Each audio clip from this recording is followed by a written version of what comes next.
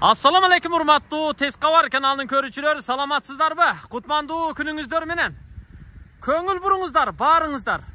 Bugün biz sizlerge Borbor kalabız Bişkek şaharındağı Ağırgı konuşunan жаңы kurulgan, satıla turgan dağı bir ukmuş üydü körsetmekçiyiz. Daregi tuğanlar, biz hazır Ağırgı'ga keldik. Mınavul iki taraptуу köçö, bul Gagarin köçösü. Gagarin köçösünde Kırkız köçösü menen kesilişken jerde meçit var, jakşı bilesizler. Meçitten batıştı көздөй 200 metr ötösüzдөр dağı sol tarapka Altıbakan köçösüne burulup kiresizler, toğunu көздөй. Gagarin köçösünen 30 metr kiribele mınavul una turgan жерден solga burulup uşuluydun arkasına ötösüzдөр. Dağı bir bol jolu var tuğanlar. Gagarin köçösünde Ağırgö'de İlim Nur degen bilim berүү kompleksi var. Al bolsa mına oң jakta жайгашкан, ошонун маңдайында biraz жогоракта болуп калат. Ошону болжолго алып туруп сиздер Altıbakan көчөсүнө Gagariнден бурулуп кире бересиздер. Жүрүңүздөр, көп болсо 40 метр. Туғандар, мен сатыла турган үйгө заматта жетип келип калдым. Сиздер бул чыгарылышты аягына чейин чыдап, сабырдуулук менен көрүп туруңуздар. Анткени бул чыгарылыш баарыңыздар үчүн өтө маанилүү болот, пайдалуу болот. Мына ушул үй туғандар, сатыла турган үй. Кыргызда жакшы сөз бар, жакшы билесиздер. Эшигин көрүп төрүнөт дейт. Эми үйдүн көчө жагын, сыртын эле ушунчалык келтирип жасаптыр. Үйдүн ичи тим эле укмуш кинодогудай болсо керек. Азыр кирип көрөсүздөр, ошон үчүн аягына чейин чыдап көрүш керек, зарыл болот туғандар. Ээси мени ушул жерде күтүп алды. Кеп кылабыз, сөз кылабыз, майык кылабыз. Ассаламу алейкум. Алейкум ассалам. İşleriniz жакшыбы? Аллага чексиз шүгүр, жакшы баары. Машаллах. Үйдү катырыпсыз, келтирипсиз. Колдон келишинче аракет кылдык. Жаңы үйбү? Жаңы үй мына буюрса 1-2 күн болду бүткөнүнө. 1-2 күн болду бүткөнүнө. Өз ээсин күтүп аткан турбайбы бул үйүңүз, а? Чекараңыз мына ошол чекеден баштап бул чекеге чейин экен, а? Ооба. Жериңиз канча сотик чыгат? 7 сотик, фактически 7 сотик, а документ боюнча 6 сотик да. Ушул жер мына 21 метр. 21 metr көчө жагы, э? Көчө жагы. 21 metr көчө жагы болуп тур тугандар. Мына сырткы фасад эмне менен жасалган? Бул жидкий травертин. Жидкий травертин. Ооба. Мына подсветкалар да коюпсуз да, түнү жанып турат экен да, э? Ооба, булар өзү кечинде умный дом да, өзү кечинде өзү жанат. Кечинде өзү жанып калат. Эртең менен өзү өчөт. Газ келиптир, э? Газ, канализация, бүт коммуникация бар, интернет, трехфазка, бүт бар. Центральный бар. Центральный видеонаблюдение, бүт ийне жибине чейин бар. Ийне жибине чейин. Мына ал жагы бул дарбазадан киргенде бир кошуна, нар жагы наркы үйгө кошуна кирет экен да. 3 дарбаза бар экен да бул жерде. Бул Ağırgı'da ушундай 7-семерка деп коет. Ушу биринчи семерка болгон үчүн буда 4 эле киши бар. Мына ал кошунаны кошкондо 4 киши бар экен да. Ортоңкусу сиздики экен. Ооба. Так, крыша эмне менен жабылды? Үйдүн крышасы да мына алыстан көрүнүп турат. Металлочерепица экен, э? Металлочерепица, Россиянын металлочерепицасы астында болгон түнүкө фону дагы Россиянын металлочерепицасынан жасалган. Бул дагы 4,5 талшынада жасалган металлочерепицалар бүт баары. Бүт баары. Түнүкө фону дагы, крыша дагы. Сливтери да, картормуздары дагы бүт кагылыптыр, э? Бүт баары даяр. Бүт баары даяр. Заманга бүт баары заманбап болгон да. Машаллах. Кана, жүрүңүздөр, көрөлү. Бул дарбаза пультовойбу? Пульт менен, ооба, пульт менен ачылат. Пульт менен ачылат. Келип эле тык этип бир басасыздар тугандар, унаадан түшпөй туруп, бул ачылат. Анан кийин унааңыздарды киргизип коюп туруп, кайра пультты басып жаап, анан үйгө ичкериге кирип кете берсеңиздер болот. Мына ал жерде камера наблюдение бар экен, бүт ийне жибине чейин, икир-чикирине чейин айтып берели. Крышасы мына дубалдан сырткары 1 метр кошулуп жабылып тура. Зонтик кылып чекерекка чыгарылып тур, анын асты мына брусчатка басылып тур. Брусчаткасы да бүт заманбап экен. Тугандар көрүп турасыздар. Мына эмне чекесине керамогранит менен жасагансызбы? Ооба, бүт баары керамогранит. Үйдүн бүт бардык эмелери, фундаменттардын баары керамогранит менен жабылган. Машаллах, караңыздар. Эми мына калиткасын караңыздар. Астында сааты менен экен. Бул темирден жасалдыбы? Ооба, бул лазер резка деп коет. Азыркы замандын талабында болгон, мына 2 слой менен жасалган. Ичи 1 слой краска, сырты өзүнчө 1 слой краска. Ушундай узор кылып чыгарып, кестирип жасатыпсыз да? Ооба, лазер резка да. Жакшы экен. Домофон койгонсузбу? Ооба, домофон койгонбуз. Мына азыр домофон менен үйдү ачтырабыз азыр. Бирөө барып чыкерди. Үйдө. Иним бар да үйдө. Эшикти ачып коюңуз. Tez kavar geldi. Eşit açma. Ha, bunu açtı. Aha oldu. Maşallah. Жақсы екен да. Al hazır men kelgenimdi gördü mü ayaktan? Конечно, kamerası var büt bardı. Bu zapisler menen de büt bары. Ha, жақсы екен. Қана Bismillahirrahmanirrahim. Oy, boy, туғандар, мына үйді қараңыздар, Укмуш ғой, Бишкектен номер адам болған ұшайды мұныңыз, А? Biz saldık bunu el emek kılsın hem, el айтсын да. Ел айтсын. Мына. Қараңыздар, туғандар, мына үйді қараңыздар. Бұл қанша квадрат шығады? Үй. Үй 280 квадрат метр. 280 квадрат. Подвалы жоқ, полноценный екі этаж үй. Полноценный екі этаж үй. Сыртқы фасады немен жасалды? Сары таш па? Сары таш. Таза сары таш. Таза сары таш. Екінші слой сары таш менен жабылған үйдің. Мынау үстілеріне дағы бүт подсветкалар қойып шығыпсыз, О, бүт бар ушулар кешкісі, мына азыр шам малы болып қалды. Шам болғанына байланышты бүт барлығына өзі автоматически күйет бары. Мына бираз қараң кіргенде өзі жанаткен умный дом деп ушуну айтаткен туғандар. Бұл үйдің сыртқы фасатын 4 тарабын тең сары ташмен жасадыңыз ба? 3 тарабы сары таш менен болған, арт жағы баягы кошуна жакка жакын болуп калбасын деп, ошон үчүн эме жидкий травертин болгон, эң арты жагы. Эң арты. Мына айланасын бийик дуал менен тосуп көтөрүп туғандар, чекелерине подсветтерди коюп туғандар, дуалдын да крышасын жаап, ички тарабын бүт жидкий траверти менен кооздоп жасаптыр. Үйдүн алдындагы аянт, жашыл аянт, мына флорасы көрүп турасыздар. Аябай укмуш, жакшы жасалыптыр, көрүп турасыздарбы? Жашыл аянтчада газон эгилиптир. Арча дарактар отургузулуптур, Декоративный болуп тур да бүт баары. Ооба, бүт баары. Күндүзү да, түнү да аябай жакшы көрүнөт экен да, бул жер, Мына караңыздарчы. Караңыздарчы. Үйдүн фундаменти ушул турушунда жерден канча көтөрүлүп турат? 90 см. 90 см көтөрүлүп турат. Аябай сонун болуп тур. Эми бир чекеден тааныштыралы туугандар. Биз сырттан кирдик. Жанагы эле биз көрсөткөн чоң дарбаза. Аны ачып, унаңыздарды ушул жерге киргизесиздер. 2 унаа батат экен, бул жерге? 4 унаа батат. 4 унаа да. Мен сүрөтүндө көргүзөм 4 унаа киргизгендичи. Мына жака да буруп киргизип кое берет. Бирөөсү ушул жака кирет, биягына 4 унаа батат. Мына кандай брусчатка болуп кетти. Бул европейский деп коет мына монусун гүлүн. Булар бүт баары ушундай. Бизде Бишкекте чыккан жакшы брусчатка, бул эң алдыңкы брусчаткалардан бири да. Мун квадраты кымбат болсо керек, Эми баасына жарашыктуу да. Баасына жараша. Баасына жараштуу, качествосы ошончолук бар да. Үйдүн алдына бүт эле ушул брусчаткадан басыпсыз, Мына жерде 3 түркүк бар экен туугандар. Унаа коюучу жайдын патологу көрүп турасыздар, мына ТНК менен жасалыптыр, гүлдөнүп, формаланып. Крышанын түсү кандай болсо, ошондой түстө бирдей светте жасалыптыр. Мына дуалды не деп коет эле мынаны? Венецианский штукатурка. Венецианка жасатыпсыз, укмуш мына. Мрамор таш сыяктуу. Бул да азыркы учурда мындай модага айланып, сапаттуу курулуш материалы катары бааланып келе жатат, колдонулуп. Караңыздар, бул жагында бүт ушундай венецианка менен жасалыптыр. Түркүктөрдүн сырты да венецианка болгон турбайбы, Ооба, бүт бар венецианский. Мыналар дагы көрүп турасыздар, керамогранит экен. Биринчи үйүңүзгө кирип чыкпайлы, кандай дейсиз? Макул. Макул. Кана жүрүңүздөр туугандар. Биз мына ортодогу тротуар менен басып бара жатабыз. Эки жагына тең түнү жана турган бүт светтерди коюп тур. Эки жагына тең бүт ушу жер астынан тартып келдиңиз да, кабелдерди. Жердин асты менен келген булар. Мына. Мына жагы эмне болуп калды? Бул жагыбыз баня биздин. Банябы? Современный, азыркы замандын талабына жооп бере турган баня бул. Заман талабындагы баня экен туугандар. Азыр ага да киребиз, баарын көрүп чыгабыз. Үйдүн алдында келип калдык. Бул болсо тепкичи кире бериши көрүп турасыздар. Үйдүн фундаменти, сырты бүт көрүп турасыздар. Керамогранит менен жасалган болсо, мына кире бериштеги тепкич дагы гранит менен жасалыптыр мына. Бул да кымбат болсо керек өзү, Ооба. Кана, келиңиздер анда. Баштадык. Кирип баратабыз. Бисмиллахиррахманиррахим. Сиздердин үй бүлөңүздөргө, бала чакаңыздарга, небере-чебереге куттуу үйлөрдөн болсун. Бул тамбур ошондо? Бул кирген улага. Тамбур. Улага деп коет кыргызча. Тамбур, бир сөз менен айтканда, прихожка деп коет.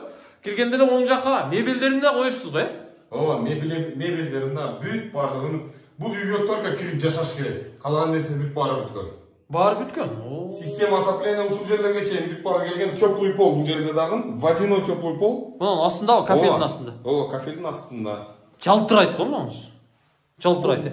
Кафелде чоң кафелген. Бул Испания менен Индиянын кафелдери иштетилген бул үйгө. Башка кафел, дагы бир кафел иштетилген, аны азыр чыкканда айтып берем. Бул эшик бул жерде турат мына. Мына бул тамбур, улага кирип келдик. Бул жака эми кийимге чейин майда шуйдан коюп коюп, анан ичкери кирип кете бересиздер. Бул болсо чоң эшик, туугандар, бронированный эшик экен, а? Кана бисмиллахир-рахманир-рахим.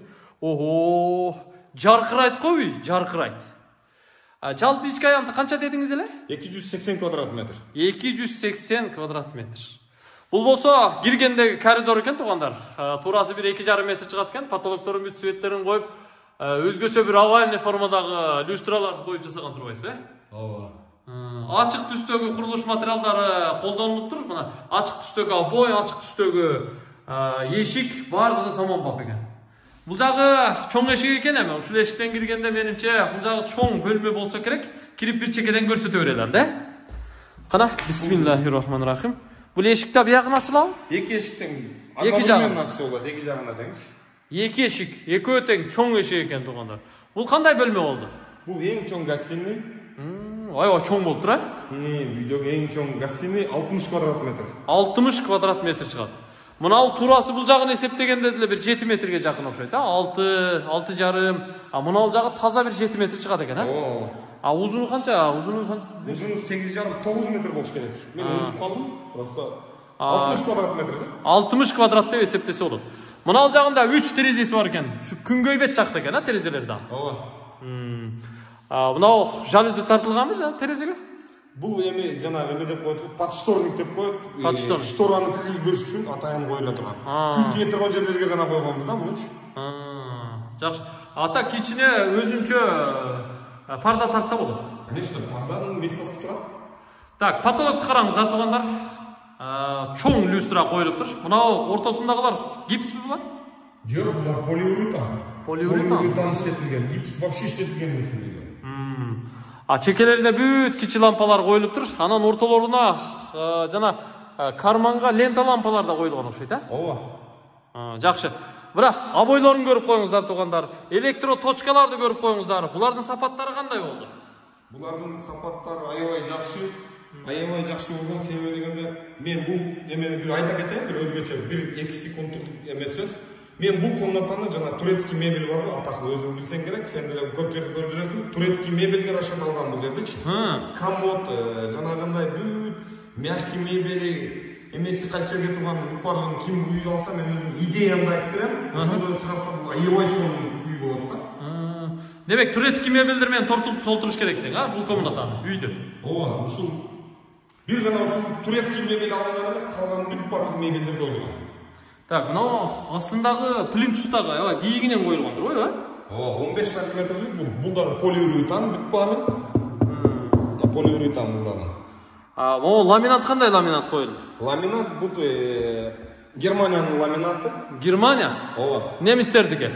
Ооба. Обойлор болсо бүт баары аябай жакшы обойлор. Мына могул обойду стройкада иштеген киши сразу түшүнөт, но Роберто Кавалли деген обой бул. Роберто Кавалли деген бул аябай кымбат обой, аябай жакшы супер моющий обой да. Муну каалаган темпте каалаганча жууса болот. Каалаган темпте каалаганча жууса болот дейт. Терезелериңиз кандай терезелер коюлду? Терезелер бүт баары подоконниктен бүт баары граниттен жасалган. Бүт граниттен бүт баары колдо жасалган. Терезенин өзүнү сурап аткан болсоң, атакы бул алюминиевый терезелер, пятикамерный, бүт солнцезащитный, бүт баардык нерсеси бар. Бул аябай жакшы качествосунан жасалган бул жердеги материалдардын бүт баары сапаттуу жасалган. Демек, сапатка көңүл буруп бул үйдү куруп тургандар, биз мына залды көрсөтүп кайра сыртка чыгып атабыз. Эми мына оң жактагы бөлмөлөргө кире берели. Бул кандай бөлмө болуп калды? Бул котельный, бул үйдүн ушул мазгиси. Мазгиси. Үйдүн эң маанилүү бөлмөсү экен туугандар. Мына чоң эмне? Аристонбу? Бул 100 метрлик Аристон турат, 2 тем менен. Ушул үйдү бүт баардыгын ушул бир гана Аристон ушул гана обеспечить этип коет. Газовый котел екен, а? Газовый котел турат, бүт бары турат. Быйыл кышы менен бул жерде ремонт болуп, полностью отопление иштеп, кышы менен ушул жерде ремонт болгон. А бул системасы бүт теплый полго кеткен, бөлмөлөргө кеткен, бардыгы бөлүштүрүлгөн. Ысык суу, муздак суу бүт бары ушул жерден бөлүштүрүлгөн. Могу суудун фильтрлерине чейин коюлган. Үйдүн ичинде дагы фильтр бар, эшиктеги резервуардан да келгенде ал жерде дагы фильтр бар. Бар жагында бар. Мындай фильтр менен келет да. Бул бөлмөгө дагы мына сууну киргизип, раковина коюп коюптур, тазалык үчүн туугандар. Бул жагы демек бул үйдүн жүрөгү болот экен. Мыналар эмне мына? Булар ушул эшиктердин защитасы. Мына бирөөнү пример көргөзүп берейин, мына карасаң, мына. Коркпой ача беребиз. Ушуга деп такалат. Кайра ачыңчы. Мына. Сонун нерсе экен, а? Каяктан таап алдыңыз, бар экен ушул. Керек адам издеп табат экен да. Сонун ар бир эшиктин ушу ачылган жерине атайын туштап туруп коюп коет экен, анткени дуалды көчүрбөйт, абойду көчүрбөйт, аябай жакшы экен. Так, оң жактагы экинчи эшиктен кирели. Бул жагы эмне болуп калды? Охо. Инсталляция го буяк, а? Бул жагы инсталляция, бүт бары. Суунун бочкасы дуалдын ичине кирген. Ошону инсталляция деп коет туугандар. Бул жагы мына унитаз коюлуп тур, даараткана. А бул жагы раковиналарды да келтирипсиз го мына. Мрамор бул, а? Бул искусственный гранит бул. Искусственный корейский Samsung деген гранит. Жакшы. Күзгүлөрдү дагы коюп тур, үстүнө дагы подсветтерди коюп тур туугандар мына. Светтер бардыгы коюлуп тур. Аябай жакшы. Могу кафел каяктыкы? Бүт бары Испания, Индия ар түрлүү да. Испания, Индия. Эми мына бул аркадан бул жак өтөлү. Мына жерге дагы кире беришке камера коюлуп тур туугандар. Аны да көрүп коюңуздар. Кирип эле оң жакта тепкичтин асты экен бул жагы, сол тарапта мына эки эшик көрүнүп турат туугандар. Бул жака бөлмөлөргө кире берет экенбиз. Мына жерде жана домофон ушулбу? Домофон ушул жерде турат. Ушул жерден эле ким келди карап туруп анан кнопканы басып ача берет. Бул автоответчиктери менен домофондагычы бүгүнкү замандын талабындагы жакшы автоответчиктери менен жанында турган болсо ал деген котельныйге барыштын кереги жок. Ушул жерден регулировка кылып койсоң болот. Үйдөгү кайсы температура керек, ошол нужный температураны берип коесуңар, болду. Ошол жерден эле бурап коет болду деп, ошондой эле иштей берет. Сонун. Мына караңыздар туугандар. Бул жерге келип оң жака бурулуп экинчи кабатка тепкичтен көтөрүлүп чыгат экенбиз. Анын жанында бул эшиктен кире турган болсок, бул жерде дагы бир бөлмө бар экен. Бул кандай бөлмө болду? Бул гостиный. Мындайча айтканда кыргыз комната, жерде отуруп чай иче турган комната, келген коноктор менен чакан зал турбайбы, а? Чакан зал. Чакан зал экен туугандар. Көрүп турасыздарбы? Айыл ападан коноктор келгенде ушул бөлмөгө киргизип жаткызып койсоңуздар болот экен. Азыраак адам келсе ушул бөлмөгө кыргыз бөлмөсүнө киргизип коноктоп анан узатсаңыздар болот экен. Үйдүн арт тарабында эки терезеси бар экен. Терезелердики бардык бөлмөлөрдүкү окшош. Астында мына гранит подоконниктери менен чоң люстралар коюлуп тур. Мына көрүп турасыздар. Укмуш демеле. Мына жака телевизор коюлат экен, а? Телевизордун местасы бул, ошон үчүн дайын болгон. Интернеттерде келгенби? Ар бир точкада, ар бир комнатада интернет бар. Ар бир комнатада бар. Так, кийинки бөлмөгө кирели. Мына жакта дагы бир эки канаттуу чоң эшик турат. Бул жагы эмне болуп калды? Бул жагы ушул үйдүн жүрөгү ушул. Ана караңыздар, мен сөз таппай калдым, туугандар. Көрүп атасыздар мына кухняны. Кухня экен, а? Кухня. Ашкана. Ана. Ашкананы караңыздар, туугандар. Аябай чоң экен. Мына жагында бир терезе, бул жагында бир терезеси бар экен. Бүт мебелди коюп, даяр кылып койгон турбайсыздар. Полностью ысык суу, муздак суу баары иштеп турат бул жерде. 45 квадрат метр бул. Кухнянын өзү 45 квадрат метр. 45 квадрат. Бул жерге телевизор коюлат экен. Бул жерге телевизор коюлат. Азыр данный момент Wi-Fi иштеп турат. Эмеден бүт бардыгын онлайн көрүп турабыз камерадан. Жакшы. Мына жерге жанагы стол стул коюп чай иче турган орундук уюштуруп. Ушул жердин местасы ошол. Терезеге жакын экен, а? Ошон үчүн могу люстраны ушунун үстүнө койгонбуз ушул жерге. Люстра да башкача го, Могу люстраны караңыздар. Ушул люстранын астында стол стул болот. Бул жерде ошо үй бүлө менен отуруп чай пай ичип, анан жумушуңуздарды кыла бересиздер. Так, бул жерге аралчасында жасаган турбайсызбы? Мына астында текчелери менен экен, а? Бир эме бар, көрөсүңөр подсветкаларын чыккандай күйгөндөрүн. Мына жанабы ичи, Мына молар жана өчүп турат, бар тек рабочий столдун өзү өчүрөт. Ал жактан өчүрүп жандырса да болот. Так, кайра жандырыңыз. Мына аралчасы экен туугандар. Аралчаны көрүп турасыздарбы? Мунун үстү дагы мына искусственный мрамор экен туугандар. Бул жерге гранит дегеним. Корейский гранит. Корейский гранит. Бул жерге суу чыккан. Сууда суу чыгып турат баары. Мына Караңыздар. Бул жер аябай аял кишилер үчүн өтө маанилүү жер. Эми бул жак чекени көрсөтөлү туугандар. Мына столешницасын бүт до конца терезеге чейин жеткирип улаган турбайсызбы? Чоңоткон турбайсызбы? Ооба, мушуну улабай деле койсом болот болчу. Мунун астында себеби гранит болгон. Просто баягы аял кишилер кыйналбасын деп, ушул жерге келгенде эконом жетпестен ушуну терезеге чейин кылып койдук да. Кененирээк болот. Кененирээк болсун деп. Бул жер эмне? Бул үстү вытяжка. Үстү вытяжка. Вытяжка.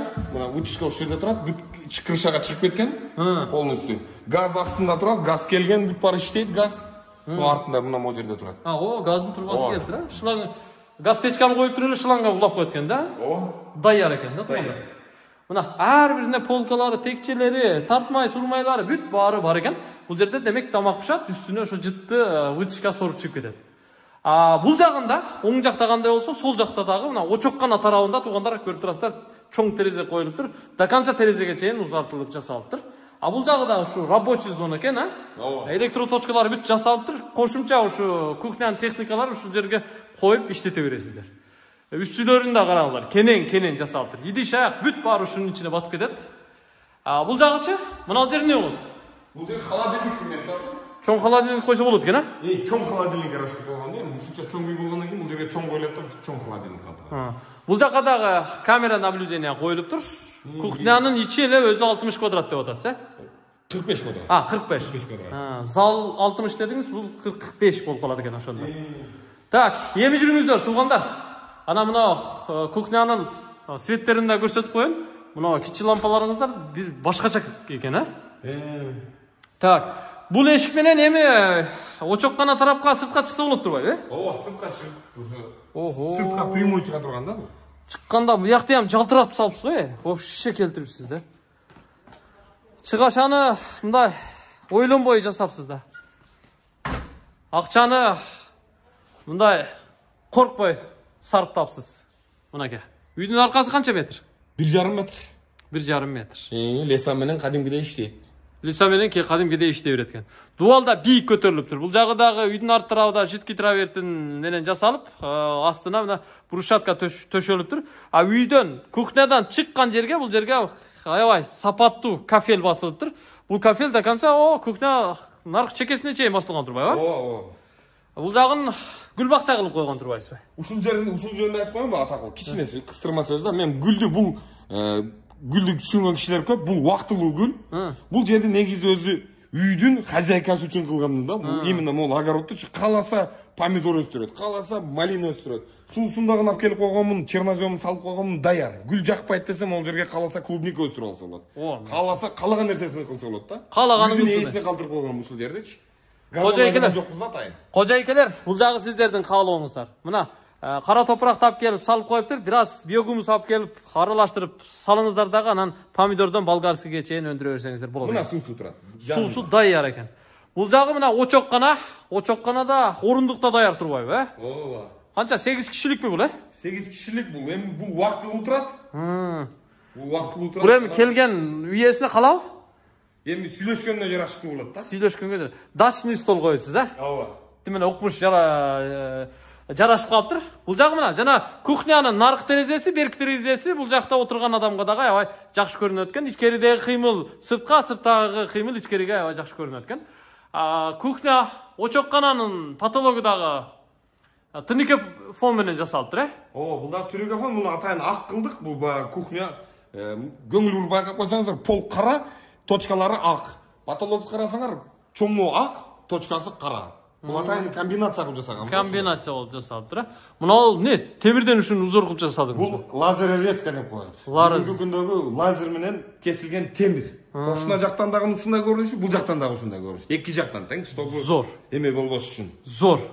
Үйдүн алдынан прямой сиздер очокканага келе турган болсоңуздар, мына жерде бурчта мына тепкич турат. Тепкичтен 3 тепкич жогору чыгат экенсиздер. Бул жерде очоккана. Чекеден айтып бериңчи.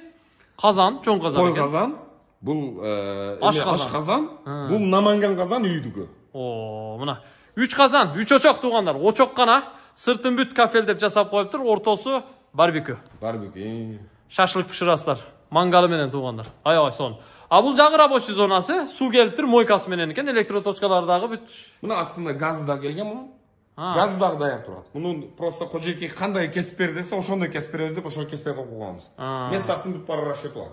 Зор экен. Кайра үйгө киреличи, туугандар, жүрүңүздөр. Алыстабай туруңуздар. Азыр үйдүн экинчи кабатын толук көрсөтүп чыгабыз. Анан кире бериштеги банясы да укмуш болгон дейт. Аны да көрөбүз, туугандар. Кана, бисмиллахиррахманиррахим. Кайра үйгө кирип баратабыз. Мына жерге мына тепкич мебелди полдон көтөрүп жасап коюптур, үстүнө телевизор орнотосуздар. Экинчи кабатка чыгабызбы? Ооба, экинчи кабатка чыгабыз. Жүрүңүздөр, туугандар. Алыстабай туруңуздар. Көрүп атасыздарбы? Чыдап туруңуздар. Так, экинчи кабатка чыгып баратабыз. Мунун баары эме жыгачтан жасалыптыр, тепкичтен. Карагач. Карагачтан жасалган эме. Так, люстра. Үстүнөн бул жака чейин созулуп келип турбайбы? Чоң люстра коюпса. Бул люстра эме менен чөт. Лебедка менен чөт. Тазалантып кайра көтөрүп кое берет. Сону.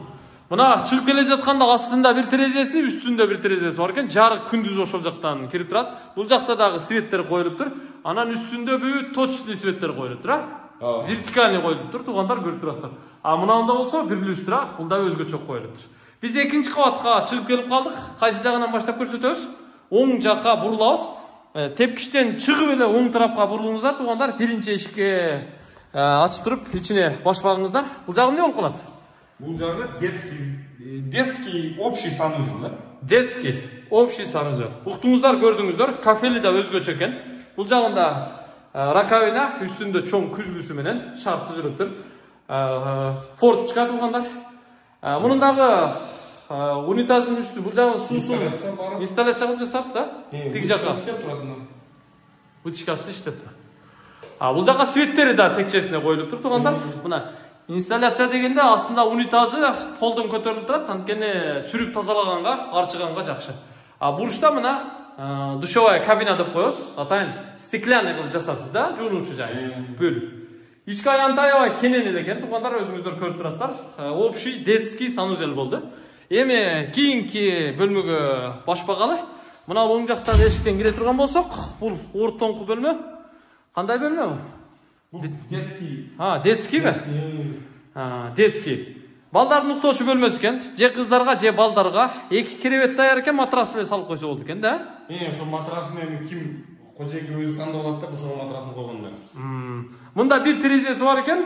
Балдар үчүн бүт эмерегин коюп, даярдап коюптур. Кийим кечеси, окуу куралдары, компьютерлери бүт баары ушул жерге жайгашат экен да? Бул эки балага жасалган, бул кичинекей детский, тиги чоңу уже 3-4 балага болот, кенен. Так, кийинки бөлмөгө кирели. Мына бул бөлмөгө кире турган болсок, бул да детскийби? Бул да детский.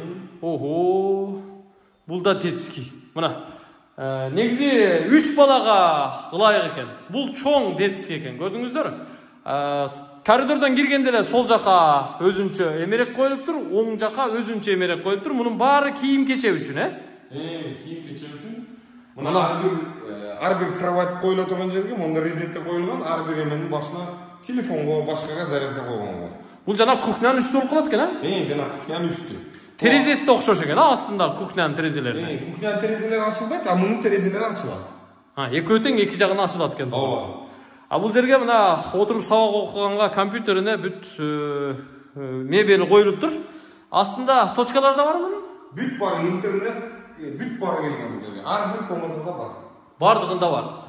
Мына балдар үчүн чоң бөлмө уюштурулуптур, жасалыптыр. Эми ата-энелердин уктоочу бөлмөсү калды, ошого кирели. Мына аталган уш көрдүңбү? Мына могул жерде үйдүн тең жарымы, мына 140 квадрат метр болсо, тең жарымы бул жакча 70 квадрат метр ата-эненин эмес, бөлмөсү. Мынадан биягы полный детский, биягы үйдүн тең жарымы ата-эненин комнатасы. Ата-энелер үчүн. Так, ата-эненин комнатасы 4 комнатадан турат.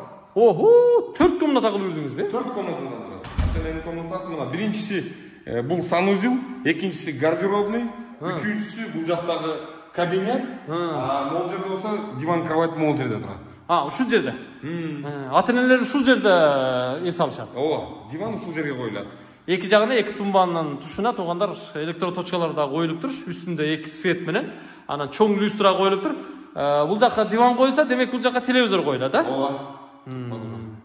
Көрүп турасыздар? Мына мебел да бир мурамур сыяктуу го, башкача го, Бұл испанский ме, ЛДС пе? Испанский ЛДС пе. Көріп тұрасыздар?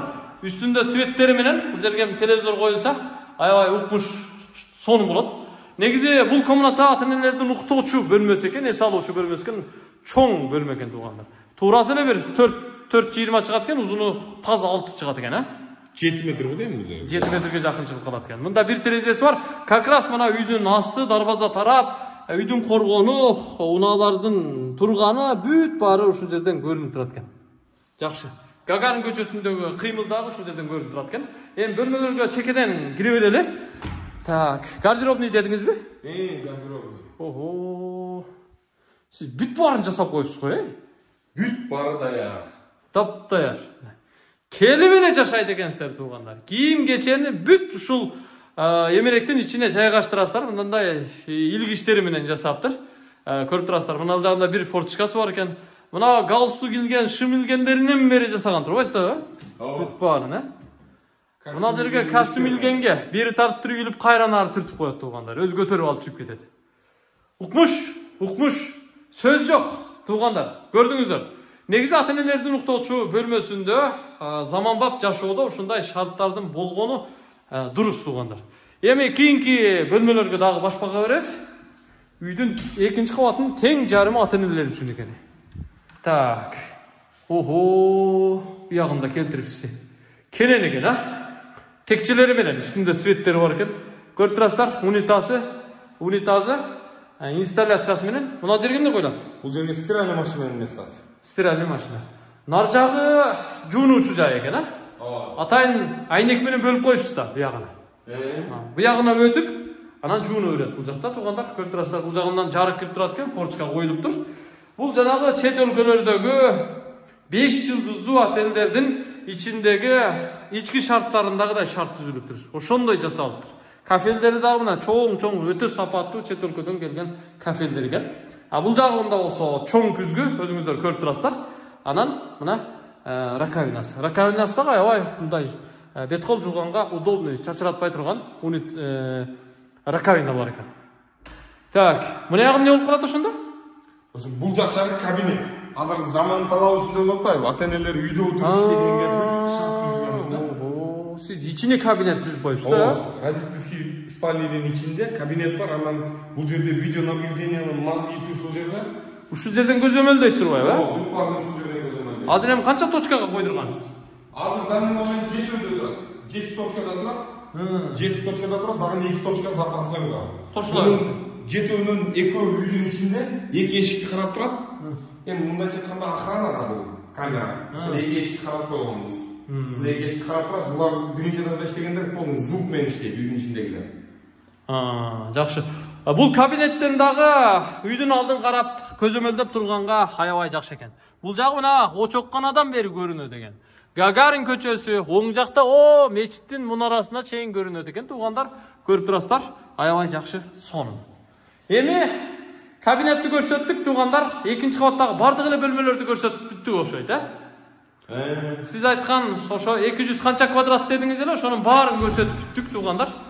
Көрүп турасыздар, башка бөлмөлөр бардыгы ачык түстө жасалса, мына кабинет ишке ыңгайлуу, жумушка ыңгайлуу, көрүп турасыздар, өзүнчө бир башка светте, бир аз темныйраак светте жасалыптыр.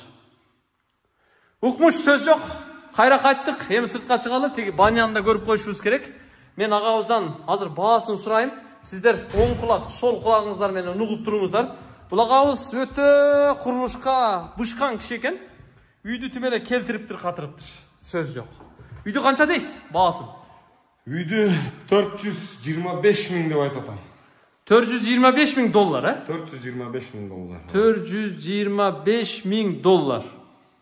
Кеми болобу, сүйлөшөбүзбү? Эми сүйлөшкөнгө аракет кылабыз. Аракет кылабыз. Сүйлөшө турган жери бар кичине. Сүйлөшө турган жери бар. 425 миң доллар. Уктуңуздарбы? Туугандар, дагы бир жолу кайталайм. 425 миң доллар кеми бар экен. Документтери такпы? Конечно, бүт бар документация, бүт баары бар. Вариант кылабыз болбайбызбы? Варианттарын да карап көрөбүз. Эгер бизге туура келе турган вариант болсо, бул вариантты эле кылабыз. Сүйлөшө беребиз. Ооба.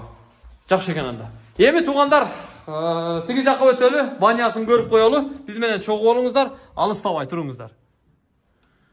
Түнкүсүн дагы үйүңүздүн алдындагы аян таябай жакшы көрүнөт экен, Ооба. Сонун көрүнөт экен. Жарык. Эми жүрүңүздөр, туугандар. Биз барып баняны көрсөтүп коелу. Ана мына жерде дагы бир нерсени байкап калдым. Бул жерде мына очоккананын артында эмне бар мына? Очоккананын артында эшиктеги ажаткана. Сыртка өзүнчө ажаткана жасап койгонсуз. Ооба, ажаткана жасап, анын жанына мына машинанын дөңгөлөк эмелерин кое турган специальный место кылганбыз. Бул жергеби? Бул жерде мына могул люк турган жерде бул жерде отстойник деп коет. Үйдөн чыккан нерсенин баары ушул жерге жыйналып туруп, анан центральный канализацияга чыгып кетет. Мына могул деген автомойканын суусун да чыгарып койгонбуз. Бул эшиктеги ажаткана. Сырттагы ажаткана. Мурда эми канализацияга туташтырып бүт жасап койгонсуз. Ооба. Ого, сиз кафель менен жасап коесуз, сырттагында. Ооба, бул испанский кафель бул дагы. Вытяжкалары менен, туугандар, көрдүңүздөрбү? Сырткы ажаткана. Дараталганга дагы шарттарды түзүп коюптур. Сырттан киргенде оң жакта имаратты көрөсүздөр. Бул баня болуп тур, туугандар. Мончо. Кирели, бүт баарын көрүп чыгалы. Заманбаппы? Кана эле. Ар бир үйдө ушундай болсо. Көрүп турасыздарбы? Бул дагы өтө укмуш жасалыптыр. Кирип келдик. Бул эми мына бул жер эмне болот? Бул жер комната отдыха деп коебуз. Комната отдыха отуруп эс ала турган жер. Бул жерде отуруп, артында раздевалкасы бар. Чечинүүчү жай бул жерде экен. Бул жерде эми диван болот, телевизор коюлат, стул болот дегендей, Ооба. Так бул жерде бир сөз айтып кетейин мен эме боюнча, могу кафелдер боюнчачы.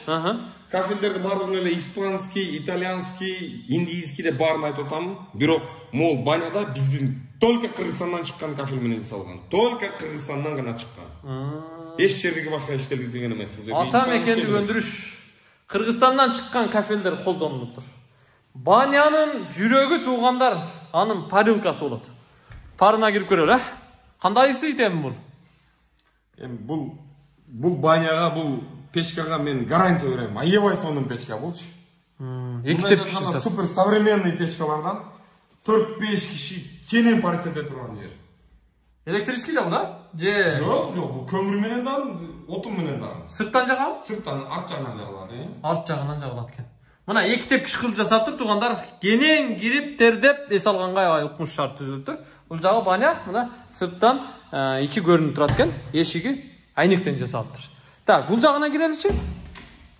Жуунуучу жай экен да? Бул жагынан мына муздак суу да тигине турат үстүндөгү. Банядан чыгып муздак сууга түшкүсү келгенде сууну тартат, суу чөт. Ар жагында жууна турган жагы. Киргенде эле оң жакта күзгүсү, туугандар. Келип эле мына жипти бир тартсаңыздар, суу түшөт сразу. Муздак сууга бир сергип туруп, анан сыртка чыгып беймарал отура бересиздер. Бул жакта болсо мына жуунуучу жайы бүт ушу ак мрамор таш түсүндөгү кафелдер менен жасалыптыр. Мына жагы эмне болуп калды ошондо? Бул жагы ажатканасы. Ажатканасы. Өзүнчө аристону менен экен, күзгү раковина, унитаздары менен экен, туугандар. Мына бул жагы ажаткана. Жакшы. Мына супер современный кылып жасапсыз да? Бул жака телевизор коюлат экен. Ооба, телевизордун местасы бул. Сонун, укмуш. Эки терезе коюлуптур. Банясы ушул экен, негизи, туугандар. Эми мына жакта да бир кошумча курулуш болгонун байкап калдым эле. Бул жакка дагы басып өтөйүн. Бул жакты да көрсөтүп коеюн, туугандар. Мына жакта эмне бар экен? Жана банянын печкасы ушул жерде сыртта турбайбы, Сыртта мына отуруп жага турган отургучуна чейин даярдап койгонбуз. Бардыгы. Көмүр, отун. Көмүр, отун баардыгы. Зор. Эми бул жака кирели. Мына жакта эмне бар?